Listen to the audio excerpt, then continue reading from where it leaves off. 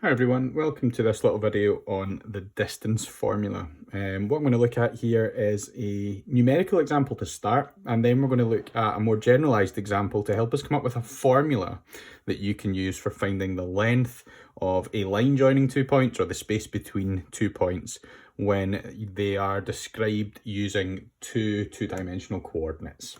Okay. I'm going to start with this example, and what I want to do is I want to try and find the length of the line joining these two red dots. Okay, and the main skill that we're going to be using as we do this is a bit of Pythagoras' theorem. And of course, what I'm looking at the moment is just a line, and Pythagoras' theorem is based around right-angled triangles. But I can really quickly create one by using just a little horizontal line along here, and then a little vertical line up and down the way here. And what this is looking at is how far along have I moved, the horizontal change between the 2 points, and then the vertical change between the 2 points. Yeah, from where I start to where I want to end up, from where I start to where I want to end up. And this is, you might not be able to see it on the video, but this is on a little grid, so I can see actually how many boxes I'm going along.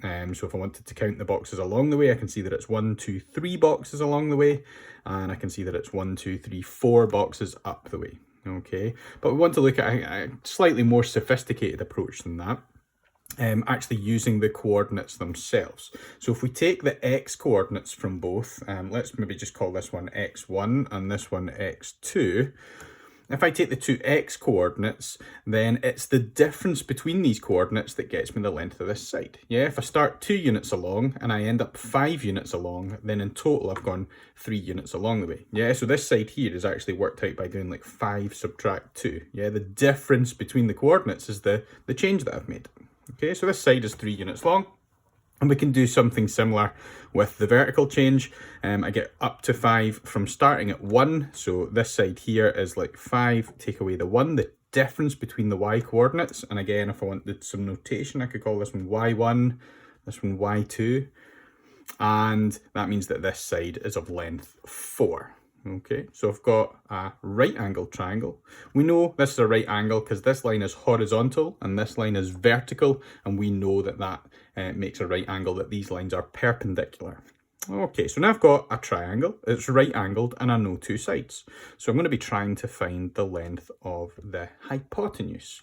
Okay, usually we would call that C, we'd maybe call the other sides A and B, and this would allow me to jump into a little bit of Pythagoras' theorem.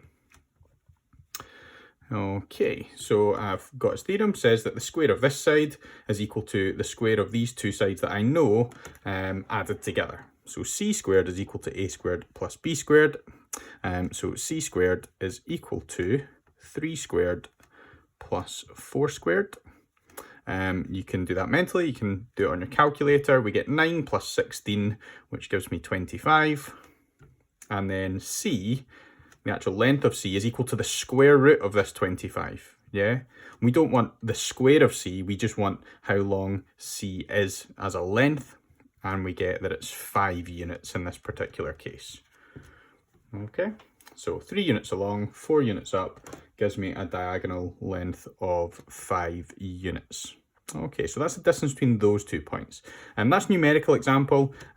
We can apply that approach to any 2 points that we get given. But what we're going to try and do with this video is just find a formula that we could use to calculate this. All right, so we're going to look at a second example. And this example is more generalized. What we've got is we've got 2 points. The first point doesn't have numerical coordinates, but rather algebraic ones. So it's got an x coordinate and a y coordinate. And these ones are just to denote that this is the first point and that this is the first x coordinate and the first y coordinate. Okay, the x coordinate of point 1, the y coordinate of point 1. And up here we've got the x coordinate of point 2 and the y coordinate of point 2. Okay, so 2 sets of coordinates in different space. We want to try and find the length of this line.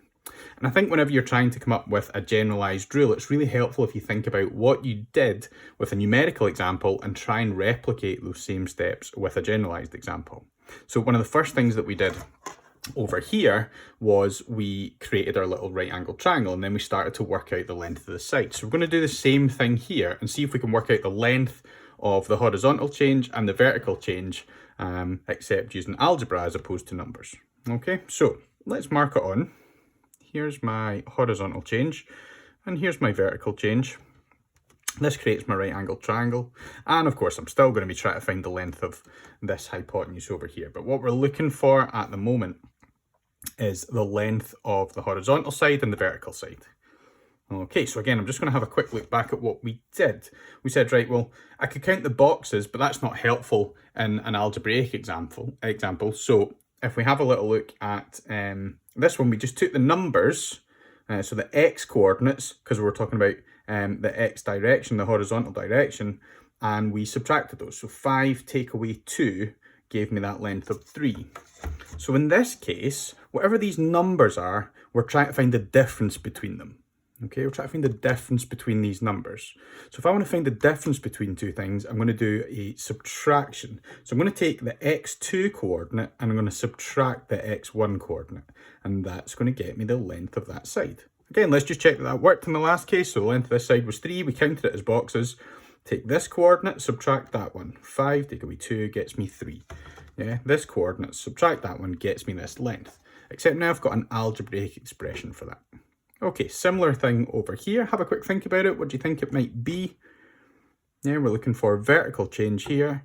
And again, if I just refer to the last example, we took the y coordinate, which was 5, and subtracted this y coordinate that was 1. We wanted the difference between those. How far had we moved? We started at 1, we got to 5. The difference was 4. And so with this, we're going with this y coordinate, subtract that y coordinate. It's the difference between the two. And here we have an expression for the length of the vertical side and now the horizontal side. Okay, so we're trying to find the length of this line. It's Pythagoras' theorem. We've already discussed that. We've done a numerical example. We know we're trying to find the hypotenuse. Okay, but in this case, I'm actually going to call this D. Yeah, we're talking about distance formula, so we typically use the letter D. However, it is the hypotenuse, so it's still equal to the sum of these sides squared. Okay, so the formula is this. D squared is equal to this side squared. What's the length of that side? x2 minus x1 all squared, plus this side squared, y2 minus y1 all squared. But that actually doesn't get me the distance of this line, the length of this line. It gets me how big the square is on this side. Okay, I don't want to know how the area of the square, I want to know the length of one side of the square. And so if you think back to what we do with Pythagoras' theorem, when we got to here, here's the area of the square. How do we get the side? We square root it. Okay, and so what we're going to do, just to finish this off, is we're going to take the square root of each side. So if I square root this side, that's what it looks like. And if I square root d squared, of course, what it gets me is just d. And here we have our distance formula. So if you're given any two coordinates, you can label them x1, y1, x2, y2, a little bit like when you do a gradient calculation, and you can substitute those into your distance formula.